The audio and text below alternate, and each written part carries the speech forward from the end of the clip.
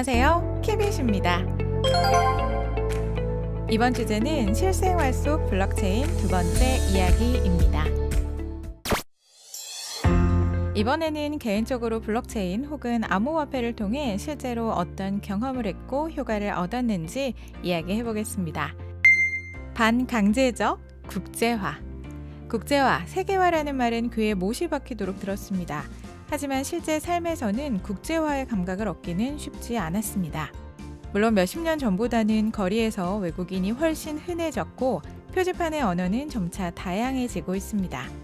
하지만 페이스북이나 인스타그램과 같은 SNS를 쓰더라도 실제로 외국인 친구 없이는 혹은 외국에 거주하는 사람 없이는 현실 인간관계에 제 편에 지나지 않습니다. 실제로 외국에 거주하는 가까운 지인은 거의 없었기 때문에 여행을 할 때 제외하고는 해외와 연결되어 있는 감각을 느끼기는 상당히 어려웠습니다. 하지만 스팀잇을 하면서 다양한 글과 경험을 나눌 수 있었고 지리적 제약을 가리지 않는 플랫폼을 통해 세계 각지에서 지내는 분들과 짧은 시간 더 깊은 나눔을 할 수 있었습니다. 미국, 영국, 중국, 일본, 태국, 독일, 우간다, 말라위 각지에 계신 분들에게 디자인 작업을 부탁드리기도 하고 글을 주고받기도 했습니다. 실제로 얼굴을 보지 못한 분들이 상당히 많음에도 불구하고 다양한 교류를 할 수 있었습니다. 그 과정에서 다양한 국가의 시차 차이를 지속적으로 경험하기도 했고요. 전업 스팀이언과 같은 말이 나오기도 할 정도로 지리적 제약을 털어내는 디지털 노마드가 가까이 있음을 피부로 느끼는 과정이었습니다. 업무, 인간관계보다 더 강렬하게 국제화가 와닿았던 것은 역시 경제였습니다.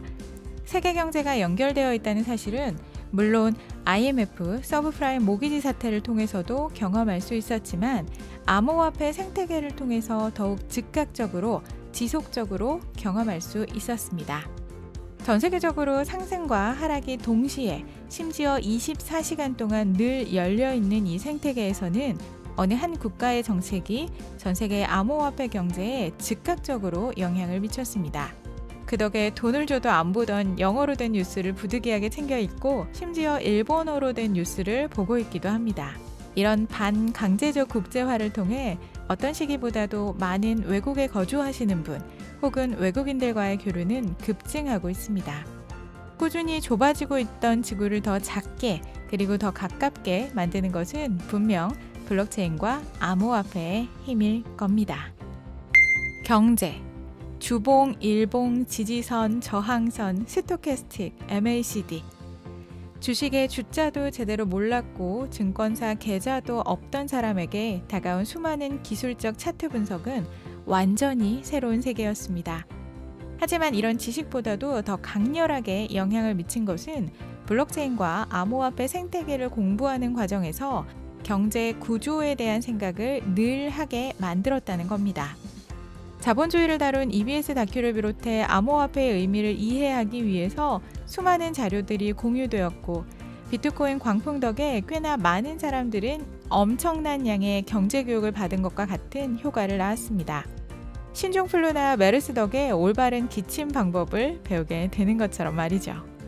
은행의 지급준비율은 무엇인지, FRB란 무엇인지, 근본이제란 뭔지, 가치의 본질이란 무엇인지, 왜 비트코인과 같은 암호화폐는 가치를 얻게 되었는지 등등 일상생활 속에서는 생각해 본 적도 생각할 이유도 없던 수많은 경제학적 지식에 관한 이야기들이 주위를 맴돕니다. 또한 토큰 이코노미라는 말을 통해서 전반적인 가치의 흐름 구조를 생각하게 되는 계기를 줍니다. 나라면 어떻게 만들까를 생각하면서 수많은 팀에서 제시하고 있는 경제 구조의 의미를 알아보는 것은 그 어떤 공부보다도 훨씬 강력하게 뇌리에 남습니다. 기본소득과 같은 급진적인 구조를 블록체인 생태계에서 실험해 보기도 하고 기존 정통 경제학에서 배척받던 이론들이 실질적으로 실행되기도 합니다. 그 과정의 수많은 가격의 등락 속에서도 가치 있는 경제적 실험들은 이어지고 있고 분명 그 혜택을 누군가는 보고 있습니다. 특히 국가가 보존해왔던 경제 시스템이 무너져 있거나 무너지고 있는 곳에서 말이죠. 합의 구조에 대한 생각. 블록체인은 아주 깊은 사고의 구조를 건드립니다. 비잔틴 오류 허용이라는 개념은 완전한 합의가 이루어지지 않더라도 돌아가는 디지털 시스템을 구축합니다. 마치 헌법재판소에서 재판관들의 의견이 100% 일치되지 않더라도 어떠한 결론을 내리고 진행이 되는 것처럼 말입니다. 즉, 합의란 무엇인지에 대한 질문을 던지게 합니다. 일상생활에서의 합의는 굉장히 다양한 분야에 걸쳐 있습니다. 생활에서의 도덕, 그 도덕이 좀 더 구체화된 법, 인간 권리의 범위, 공동체의 성격, 가장 거대한 공동체인 국가란 무엇이며 그 범위, 효율성과 탈중앙화의 균형점은 어디까지인지, 다양한 이해관계의 균형점을 끊임없이 탐구하고 새로이 형성되는 블록체인 공동체에서는 공동체의 의미를 살핍니다. 공동체 속 이기심은 이타심과의 경계를 시험하고 중재위원회들을 갖춘 블록체인에서는 입법 및 사법 구조까지도 합의해 결정합니다. 발전해보자면 끝도 없지만 정리해보면 블록체인은 어디까지 합의 보고 어디쯤에서 타협할 것인지를 끊임없이 묻습니다. 컴퓨터 자원을 많이 들이는 사람을 믿을지, 이 생태계의 자원을 많이 보유하고 있는 사람을 믿을지를 생각해보는 것은 이 공동체가 어떠한 가치를 최우선적으로 생각하고 어떠한 기준으로 합의하는지를 되돌아보게 합니다. 즉, 블록체인은 지금껏 수동적으로 시스템을 소비하기만 했던 사람들에게 시스템을 만드는 사람의 눈으로 보고 시스템을 만드는 사람의 생각을 강요합니다. 효율적인 구조. 심지어 블록체인은 그 생각을 하도록 만들 뿐 아니라 그 생각을 훨씬 쉽게 실천할 수 있도록 돕습니다. 블록체인은 수많은 행정적 비용을 감소시켜 줍니다.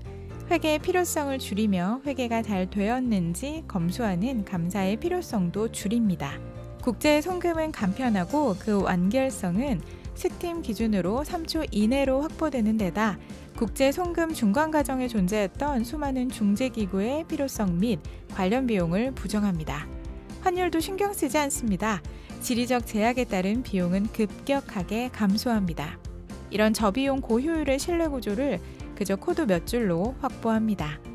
이 구조를 통해 다양한 시스템을 낮은 비용으로 구축하고 적용해 볼 수 있습니다.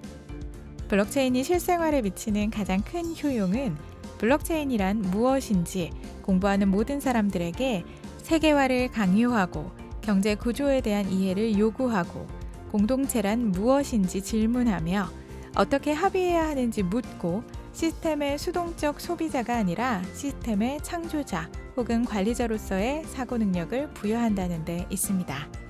심지어 거기에 그치지 않고 시스템을 만들어 보는 기회를 제공합니다. 지금까지 키빗이었습니다.